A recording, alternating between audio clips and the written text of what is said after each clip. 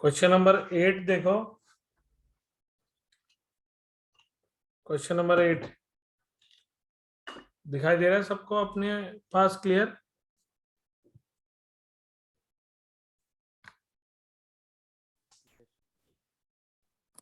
Yes sir. Yes sir, screen पे दिखाई दे रहा है। क्वेश्चन है ऑन जनवरी 1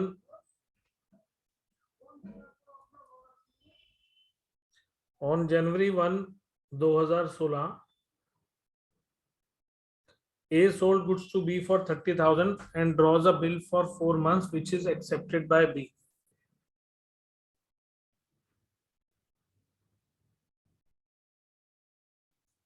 A ने B को गुड्स सोल्ड करे हैं, ठीक है? क्या एंट्री होगी in the books of A? B to sale. Yes sir, B to sales.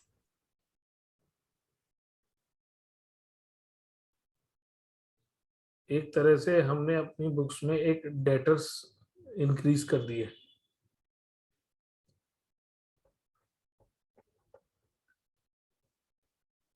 और बी की बुक्स में क्या होगी?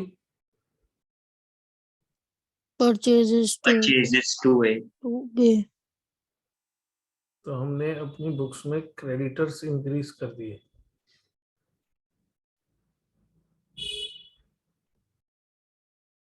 ठीक है, okay. Yes sir. And draws a bill for 4 months which is accepted by B. A ने एक 4 महीने का बिल बनाया जिसे बी ने एक्सेप्ट कर लिया, तो ए की बुक्स में वो बिल रिसीवेबल बनेगा।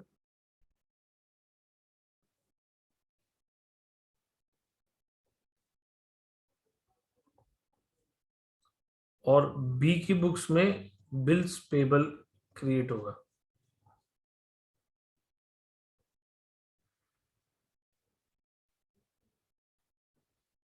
ठीक है, ये दो एंट्रीज क्लियर हुई सबको? Yes sir. Yes sir. कोई doubt? No sir. No sir. On the due date B dishonoured the bill noting charges amounting to rupees 300। अब इसका क्या मतलब हुआ? सर इसका कि क्या मतलब उसने हुआ? ड्यू डेट, क्या सर? क्या मतलब हुआ इसका? सर कि उसने सर। ड्यू डेट को पैसे नहीं दिए ठीक है, और फिर उसने दिए नहीं, इसलिए उसको 300 का एक्स्ट्रा चार्ज देना पड़ा।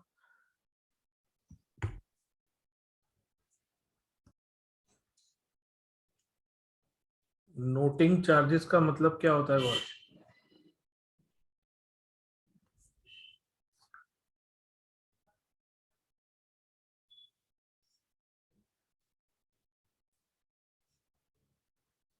एक टर्म यूज होती है बियरर।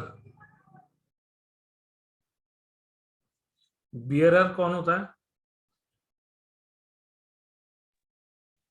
सर बियरर वो होता है जो पैसे, जिसको पैसे देने होते हैं। नहीं, गलत। सर सर जिसको बिल, जिसके पास होता है बिल।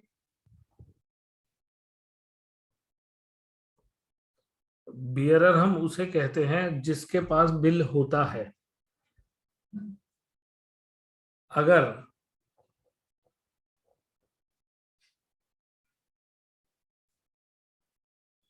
रिटेन्ड के केस में बियरर और ड्रॉर एक ही बंदा होता है। रिटेन के केस में बियरर और ड्रॉर एक ही बंदा होता है, क्योंकि जो बिल बनाता है उसी के पास बिल रहता है आखिरी दिन तक। समझ गए? Yes sir. डिस्काउंटिंग के केस में, डिस्काउंटिंग के केस में जो बियरर होता है बैंक। बैंक होता है। क्योंकि बिल जो है वो बैंक के पास है। और एंडोर्स्ड के केस में जो बियरर होता है एंडोर्सी। वो एंडोर्सी होता है, मतलब उसको हम अपने शब्दों में कहेंगे थर्ड पर्सन, कोई तीसरा बंदा। ठीक है, बात यस समझ सर। में आई? बाकी लोगों को भी क्लियर हो रही है ना जो मैं कह रहा हूं? Yes. Yes sir. तो लॉ कहता है, सर हाँ जी, सर जो फोर्थ केस होता है उसमें मतलब हम ही होंगे ना बियरर, अगर मतलब हमने बिल इशू किया है, जिसमें हम बैंक को देते हैं कलेक्शन के लिए। हाँ कह सकते हो। ठीक है सर। लॉ कहता है a case has to be registered by the bearer with notary public. Notary public, notary public एक तरह से एक ऑथराइज्ड पर्सन होता है जिसके पास हम अपना केस रजिस्टर कराते हैं। मतलब उसको हम नोट करवाते हैं कि हमारा केस नोट डाउन कर लो। समझे बात? Yes sir. उसको बोलते हैं नोटरी पब्लिक। जैसे एक टर्म होता है ना लॉयर, एक टर्म होता है डॉक्टर, ऐसे ही एक टर्म होता है नोटरी। नोटरी, नोटरी पब्लिक बोलते हैं उसको। मतलब छोटे मोटे मैटर्स को उन्हीं के पास नोट डाउन कराया जाता है, तो उसको नोट डाउन कराने के चार्जेस होते हैं जिसको नोटिंग चार्जेस कहते हैं। समझ गए?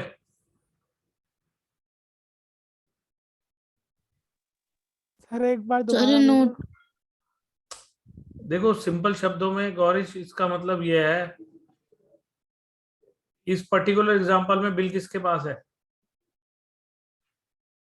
सर ए के पास। तो ए को ना केस रजिस्टर कराना होगा बी के ऊपर, और उसको रजिस्टर कराने के चार्जेस देने पड़ेंगे जिसको नोटिंग चार्जेस कहते हैं, 300 रुपए। ठीक है सर। मतलब ये थोड़ी मैं ज्यादा टेक्निकल बातों में घुस गया था, लेकिन अगर सिंपल वर्ड्स में बोलूंगा तो सिंपल सी बात इतनी सी है कि हमें केस रजिस्टर कराना पड़ेगा ड्यू डेट वाले दिन, जब बिल डिसऑनर होगा। तो उसको बोलते हैं कि हमने केस रजिस्टर करा दिया, तो नोटिंग चार्जेस पे करने पड़ेंगे हमको। लेकिन लेकिन हम केस में ये लिखवाएंगे कि वो नोटिंग चार्जेस भी हमको ड्रॉई से ही दिलवाए जाएं। मतलब हम क्यों अपनी जेब से भरे, हम मतलब उसको। सर अगर हम केस जीतेंगे तो जो 300 रुपीज है वो बी ही देगा। हाँ बिल्कुल। तो इसमें अगर मत लगाओ, केस तो हम जीतेंगे ही। मतलब इस केस में बस यूं कहना चाहिए कि के जो है वो, बी जो है वो इंसॉल्वेंट ना हो गया हो, क्योंकि इंसॉल्वेंट हो गया हो और इंसॉल्वेंट होने के बाद उसके पास कोई प्रॉपर्टी भी ना हो अपनी, तो लॉ भी कुछ नहीं कर सकेगा। मगर अदरवाइज लॉ कहता है कि उसकी प्रॉपर्टी को बेचकर भी आपका पैसा दिलवाया जाएगा। Yes sir. मगर अगर बी की कोई अपनी प्रॉपर्टी है ही नहीं, बी सब कुछ मतलब वो जैसे रेंटेड है, वो रेंट के घर में रह रहा है और उसका अपना कोई भी असेट नहीं है, तो किसी भी जब तक उसके पास कोई असेट ही नहीं होगा तो उसे बेचा क्या जाएगा? ठीक है। जैसे रियल लाइफ में क्या होता है, अगर मैंने किसी से पैसे लेने हैं और वो मेरे पैसे नहीं दे रहा, तो मैं उसकी स्कूटी ले आऊंगा। मैं कहूंगा जब पैसे देगा स्कूटी ले जाइए, तब तक मेरे पास रहेगी स्कूटी। कल मैंने स्कूटी उठा ली ना उसकी,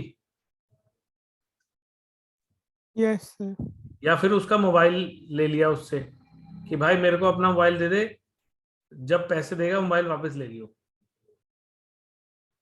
लेकिन सोचो कि उसके पास कुछ है ही नहीं अपना,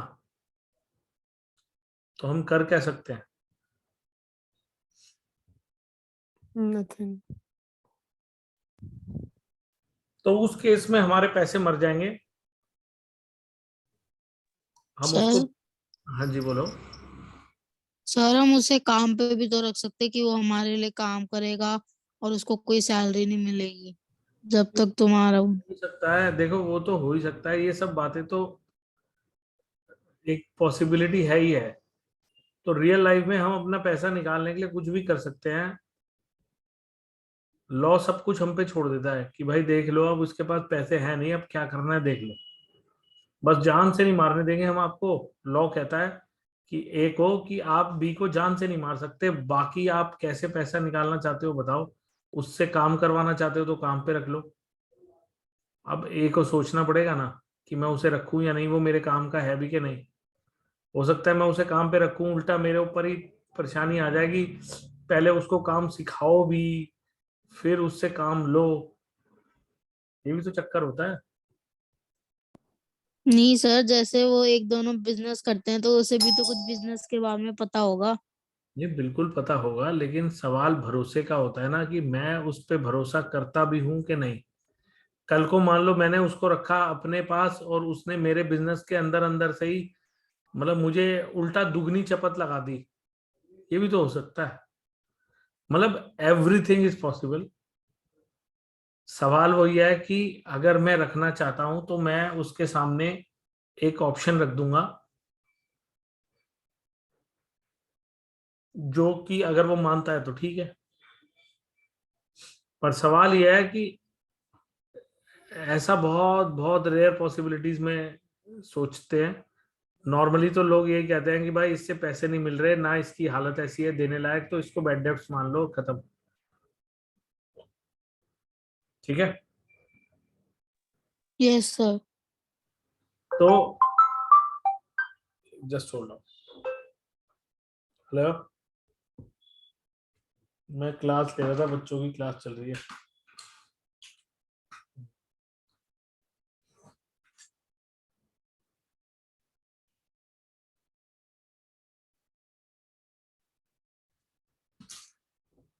ठीक है, समझ में आया? Yes sir. Yes sir. तो ये दो दो एंट्रीज तो दोनों की बुक्स में क्लियर हो गई ना आपको? Yes sir. किसी तरह का कोई डाउट तो नहीं? सेल की एंट्री बच्चों वाली है, परचेज की एंट्री बच्चों वाली है, बिल रिसीवेबल बनाने की एंट्री भी बच्चों वाली है, और बिल्स पेबल क्रिएट करने की एंट्री भी बच्चों वाली है। ये चारों एंट्री ऐसी हैं जो इतने सारे क्वेश्चन करने के बाद बच्चा एक बात तो कहता है, यार ये तो गलत नहीं होगी मेरी। यस सर, क्लियर है ये चारों एंट्रीज। ठीक है। अब आती है यस। बात बिल डिसऑनर होने पर। पहले तो ये बताओ इस क्वेश्चन में ड्यू डेट क्या होगी? सर और 2 में जून। यस सर, 4 में। ठीक है। Yes sir. क्या होगी जनरल एंट्री? और इस अपना दिमाग लगा के सोचो। बिल डिसऑनर हो रहा है एक ही बुक्स में। Sir B to B are.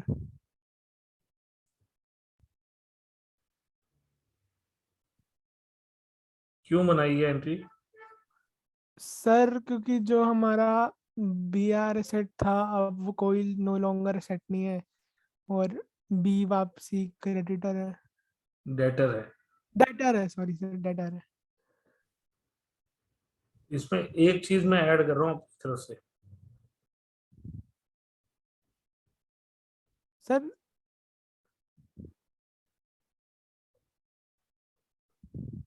अच्छा सर, हमने उसी दिन केस भी इशू कर दिया। हाँ जी, हमने नोटिंग चार्जेस भर दिए थे ना, मतलब हमने भरे होंगे 300 रुपए के नोटिंग चार्जेस। हाँ सर, लिखा हुआ है on due date B discounted the bill noting. तो हमने डेटर्स जो अपनी बुक्स में दोबारा से बी को डेटर बनाया ना, वो 30,300 रुपए से बनाया है। यानी कि हमने अपनी बुक्स में ये दिखाया है कि हमने बी से 30,300 रुपए लेने हैं। Yes sir. ठीक है, ये बात समझ में आ गई सबको? Yes sir. Yes sir sir. हाँ जी, बोलो। सर अगर हमने केस नेक्स्ट डे किया तो वो एंट्री क्या होगी, ये बस दोनों लिख के बता दो। क्या क्या, दोबारा बोलो। अगर केस हमने नेक्स्ट डे इशू किया तो एंट्री क्या होगी? वैसे तो क्वेश्चन में ऐसे कोई डेट दी नहीं होती, लिखते हमेशा ड्यू डेट है, पर अगर बाई चांस नेक्स्ट डेट की कहानी मान भी लेते हैं,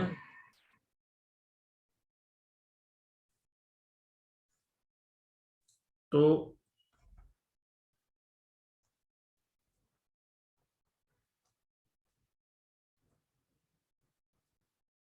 ये एंट्री आप 4 मई 2016 को बनाओगे।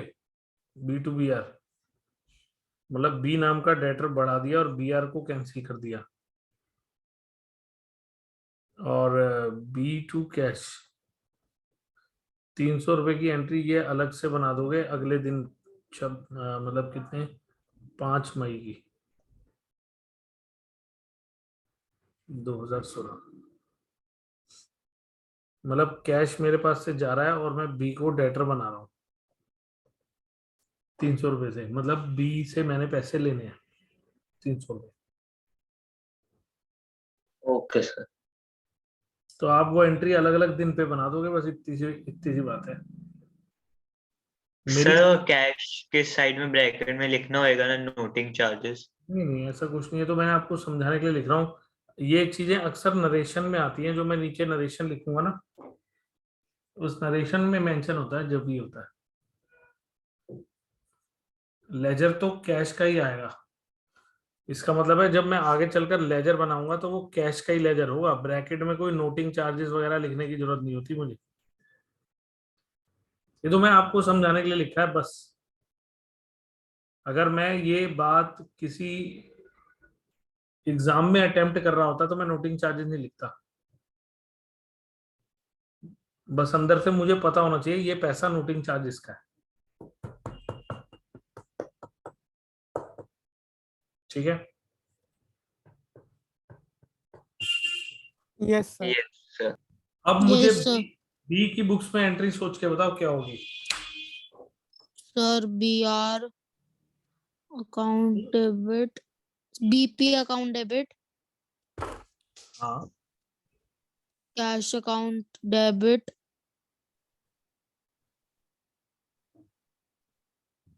To A account credit. Cash account नहीं आता है इसमें। ये नोटिंग चार्जेस को अपना एक्सपेंस मानकर डेबिट करता है। ये अपनी बुक्स में नोटिंग चार्जेस को एक्सपेंस मान लेता है कि मेरा खर्चा होगा। एक debit all expenses and losses एक एक पढ़ा है ना आपने। Yes sir. अभी वो कोई कैश पे नहीं कर रहा मुझको, बाद में जब पे करेगा तब एंट्री होगी ए टू कैश, बाद में जब पे करेगा। Okay sir. लेकिन अभी के लिए तो हम उसको, उसकी बुक्स में ए को क्रेडिटर बना देंगे 30,300 से। बोला मतलब माना ये जाएगा कि बी ने ए के 30,300 रुपए देने हैं।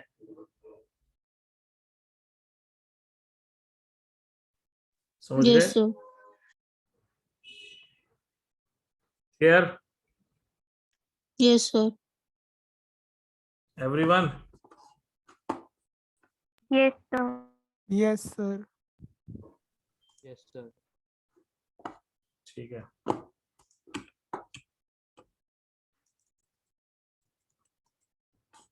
क्वेश्चन नंबर 9 देखो।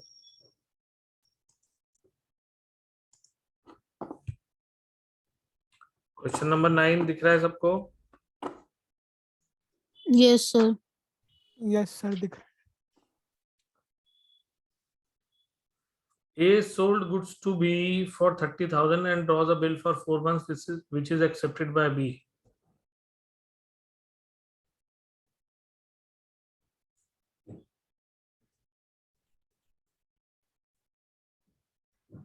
इस एंट्री में कोई शक?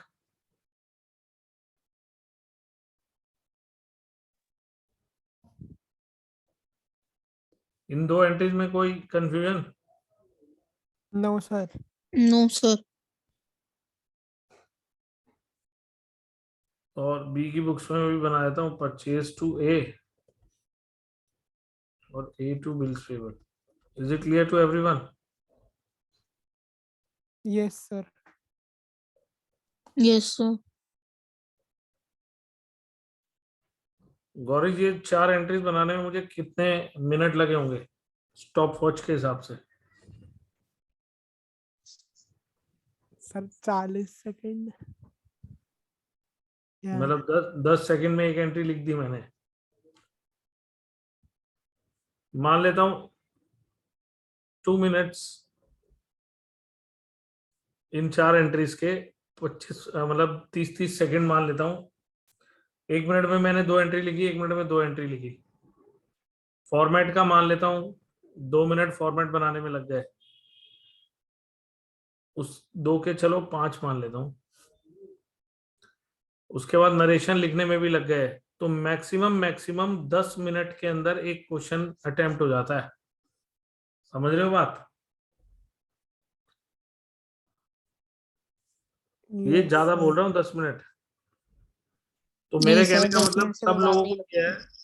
कि अगर 5 मिनट में एक क्वेश्चन अटेम्प्ट करते हो आप, और मैंने आपको 20 क्वेश्चन दिए हैं, तो 100 मिनट का काम है ये बस। 100 मिनट मतलब 1.5 आवर से थोड़ा ज्यादा। 90 मिनट्स होते हैं 1.5 घंटा, उससे थोड़ा ज्यादा। मतलब मैं 2 घंटे मान लेता हूँ कि आपको 2 घंटे का काम दिया था मैंने, और आप में से बहुत लोगों ने भेजा नहीं है। ऐसा मत किया करो। ये चैप्टर मैं जैसे जैसे आगे बढ़ता जाऊंगा आपको कंफ्यूज करना शुरू कर देगा। जो काम जैसे बोल रहा हूं वैसे कर लो, ताकि बाद में कम करना पड़े। समझ रहे हो बात? अब सर 10 मिनट नहीं लगते। यार ये कहने की बात है, 10 से कम लगते हैं? मतलब आप कहना चाह रहे हो 10 से ज्यादा लगते हैं? Yes sir. अरे तो शुरू के 2 क्वेश्चनों में 10 से ज्यादा भी लग जाएंगे, लेकिन उसके बाद स्पीड बढ़ जाती है। सच बता रहा हूं मैं। जैसे जैसे बंदा सोचने लग जाता है ना, पहला क्वेश्चन करता है, दूसरा करता है।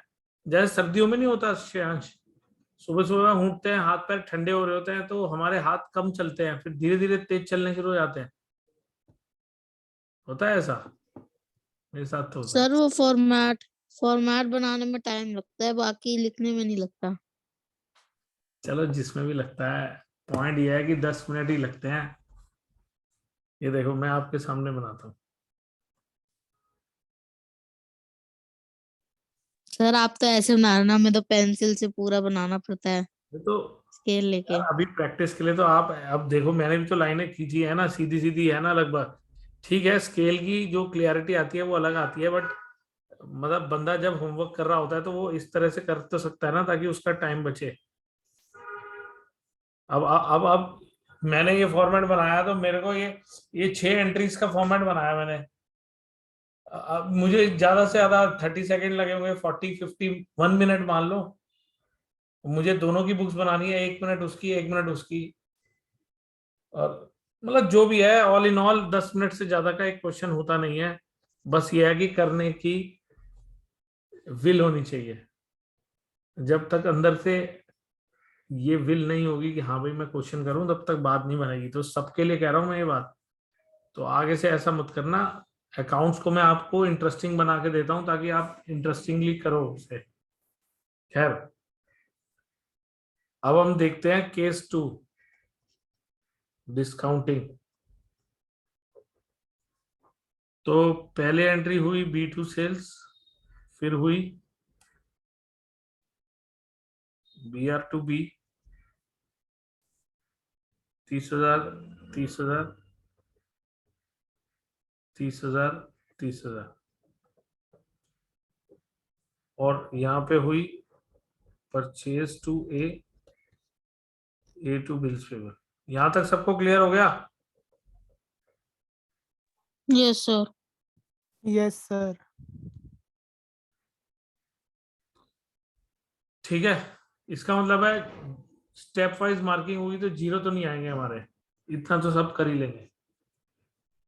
ठीक, अब यस उन्होंने सर। बोला है A discounted the bill with bank at 12% पर एनम। अब जब डेट ना मेंशन की हो तो मान लेता हूं कि मैंने उसी दिन डिस्काउंट करा लिया जिस दिन मैंने बिल बनाया था, तो यानी कि 1 जनवरी 2016 की ही डेट को मैंने डिस्काउंट करा लिया। Bank account debit, discounting charges debit to BR, और मैंने 30,000 के ऊपर 12% लिया है और 4 मंथ के लिए लिया है, 1,200 रुपये लिया है। ठीक है, यहां तक क्लियर हुआ सबको? Yes sir. बी की बुक्स में गौरिश डिस्काउंटिंग की क्या एंट्री होगी बी की बुक्स में?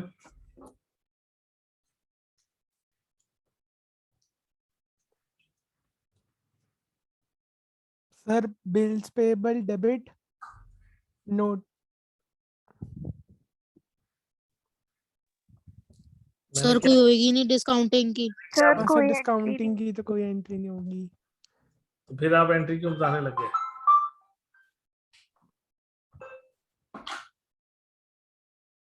मैंने क्या कहा था, ध्यान से सुनो। मैंने कहा था ए ने बिल डिस्काउंट करवाया है बैंक से, बी की बुक्स में उसकी क्या एंट्री होगी, मैंने ये बोला था। सर कोई सर एंट्री कोई नहीं होगी एंट्री बी नहीं की होगी। बुक्स में। तो सोचा करो बोलने से पहले, मैंने डिसऑनर की एंट्री नहीं मांगी थी, मैंने सिंपल डिस्काउंटिंग की एंट्री मांगी थी कि बी की बुक्स में डिस्काउंटिंग की क्या एंट्री होगी। सर नहीं होगी। पता है आपको एक बात बोलूं, अगर ये चैप्टर एमसीक्यू की फॉर्म में आता ना तो वो सीधा यही पूछते कि what will be the general entry in the books of ड्रॉई for discounted bill dishonoured, तो वो 4 ऑप्शन देते, फिर स्टूडेंट कंफ्यूज हो जाते हैं कि कौन सी करेक्ट एंट्री होगी। हेलो, हाँ, क्लास ले रहा था, ली थी। जल्दी कर, बस 3-3.5 मिनट रह गए क्लास खत्म होने में, जल्दी मैं रख के तेरे को कॉल करता हूँ।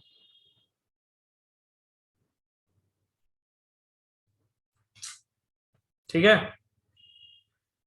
बात समझ में आई? Yes sir. Yes sir. तो B2 सेल हो गया, BR2 भी हो गया, डिस्काउंट भी हो गया, ये हो गया, ये हो गया, इधर कोई एंट्री नहीं होगी डिस्काउंटिंग की।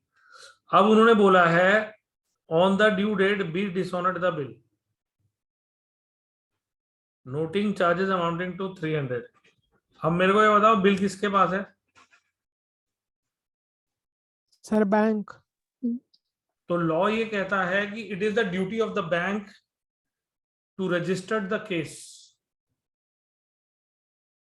तो केस को इनिशियली रजिस्टर तो बैंक कराएगा, मगर उसके बाद बैंक मेरे अकाउंट में से पैसे काट लेगा और बीच में से हट जाएगा, मतलब केस तो मेरे और बी के बीच में चलेगा।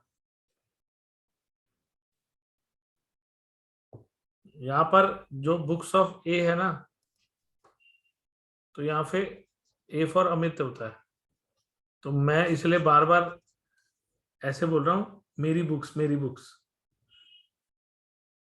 तो यहाँ पर मतलब मेरे लिए सोचना थोड़ा आसान हो जाता है, आप लोगों के लिए थोड़ा मुश्किल रहेगा, क्योंकि आप किसी का नाम गौरिश है तो यहाँ पे बुक्स ऑफ जी बोलेंगे तो गौरिश सोचेगा मेरी बुक्स हैं, लेकिन अगर बुक्स ऑफ ए में काम कर रहे हो तो आपको ये सोचना पड़ेगा कि मेरी बुक्स हैं तो मेरे अकाउंट से बैंक पैसे काटेगा। मैं ए बनकर सोच रहा हूं, ध्यान रखना, ये वाली बात बार बार रिपीट नहीं करूंगा मैं। आपको क्वेश्चन में इस तरह से सोचना होगा तो बहुत आसानी से सोच लोगे। तो अब केस रजिस्टर बैंक कराएगा और मेरे अकाउंट से बैंक काट लेगा, तो क्या एंट्री होगी? Sir B2 BR2 bank account. एक मिनट, बीआर का अकाउंट तो पहले ही कैंसिल हो चुका है बुक्स में, तो बीआर का तो कोई नाम है ही नहीं बुक्स में, तो इसके अंदर सर B2 बैंक होगा, इसमें होगा B2 बैंक। बस मेरे अकाउंट से बैंक काटेगा 30,300 रुपए, मैं वो पैसे बी से लूंगा 30,300 रुपए, बात खत्म हो गई। मतलब there is no bill receivable in this entry.